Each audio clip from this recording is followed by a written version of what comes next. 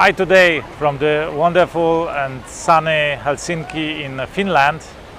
I will tell you today about two areas of costs, two aspects of business, and these costs are very important when we take decisions, but most people are not aware of them and they don't take them under consideration.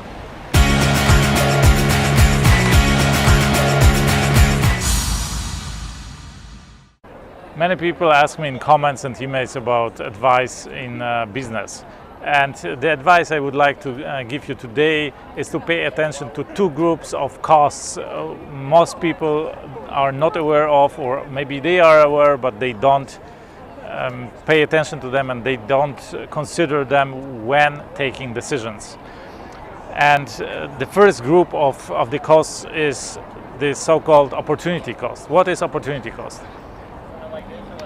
You need to realize that every time you take a decision and you take an action and you decide in favor of doing something, you simultaneously at the same time decide against doing something else, right? If you put your time, if you put your resources, your money into doing something, into one project, you don't have that time and that money and the resources in another project. This is simple, right?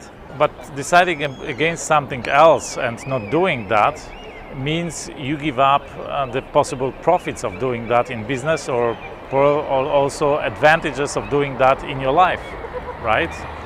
The fruits of the results of that activity, they are not available to you anymore, right? Exactly that is the opportunity cost. This is the cost of not doing that, right? So let's say if I involved in that project, the profit would be, if I involved 100% time in that project, my profit would be, let's say, I don't know, $100,000 in a year from that project, right? If I don't do it decide in favor of another project, my opportunity cost in respect to that project is 100,000. But of course I have many other options and I need to consider all these options. And always, of course, in business, decide in favor of the most profitable one or the most sustainable one, depending on my strategy, depending on the philosophy of my company, and so on.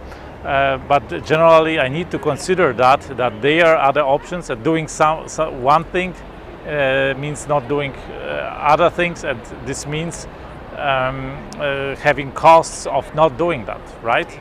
It may also be, a real cost in the sense of if I neglect a project, it will fail, and the money I have invested in that project will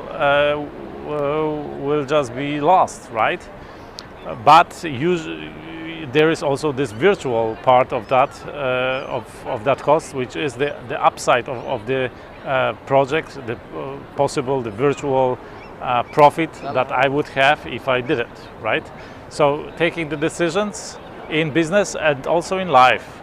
In life it is simple. If you spend like 3 hours watching a football game or a basketball game, right?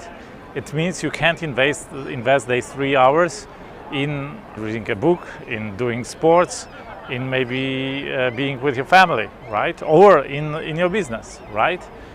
If you invest 1 hour in watching a TV show, right? This is lost for other activities, for all the things you could do, and actually that could bring probably more advantage to you, right? Even sleeping can be considered like that. Yeah, maybe even like if you watch that movie and then you have to sleep only 4 hours because you run out of time. Maybe it would be better just to sleep, to invest that time in sleeping, because the advantage of being rested weighs much more than spending time on simple stimulation, brain stimulation, right? So this is the opportunity cost, one group of costs. And the other group of costs I want you to get aware of is the actual cost of inaction. And the cost of inaction is what is the cost of really like procrastinating or not being able to do it because of fear or because of other things, maybe some excuses, right? Most people And I think I belong also to that group in some aspects. We are afraid of doing some activities, of taking some actions, because we are afraid of failure. We are afraid to be rejected. We are afraid of, I don't know, of maybe underperformance, right? We are afraid of losing, right? But if we don't take that action in the long term, it is also, there is a cost to that, right? Of not taking that action. And in most cases, we are controlled or steered by our emotions, our maybe laziness and not being able to take that action, instead of really considering what are the consequences of not doing that. A simple example, let's say I get up in the morning, I actually want to exercise, yeah, but I don't feel like that. Maybe I'm late already, there is no time for that, or I don't feel like that. There's email waiting, I want to check and get excited about that, stimulate my curiosity, maybe check internet, Facebook, whatever. But when I consider like what would happen if I didn't exercise like every day the next months, next years, the consequences would be detrimental, because I would lose my shape, I would lose my health, I would be sick, unhappy, and probably I would live shorter. So if I look at the consequences, which are actually the cost of inaction, then it is much easier to take the action.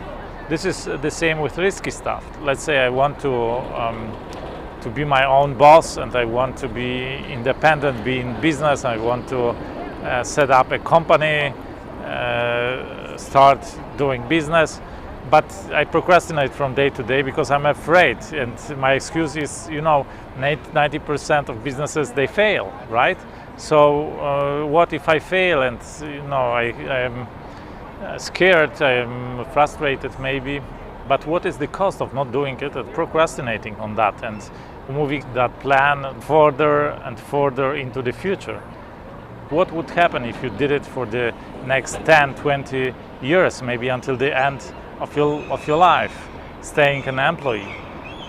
The consequences would be you will be always frustrated that you aren't actually in business, that you have to work for somebody else, to listen to orders, having to get up every day at a certain time in order to be at work on time, and you would feel like you are forced to go there, that you are not going there in joy and happiness, and you will be always waiting for the weekend, like oh shit, it's Tuesday, it's still like 3-4 days till weekend, until I can actually do what I want to do. Yeah, so you will always be doing what you don't want, what you are forced to do, which of course can't make you happy. And on the other hand, you would always feel that frustration, that feeling of failure, because you actually are dreaming of becoming a business person on your own and running a business, but you work for other people, right? So this is the cost of inaction, and if you take that under consideration, then it is much easier to actually take the action and actually start doing business, right? And set up a company and just take the first step. So that's what I wanted to tell you from the sunny Helsinki today. If you liked it and you would like to learn more about business strategies, about the thinking of the most successful entrepreneurs in the world, about the lives and the minds of the billionaires, subscribe here. And here you will find one of my best videos. And here you can get updated about my upcoming book based on the interviews I have conducted with 25 self-made billionaires from around the world. That's it. Thank you, and see you from Helsinki, or how the Finnish people would say, hey hey.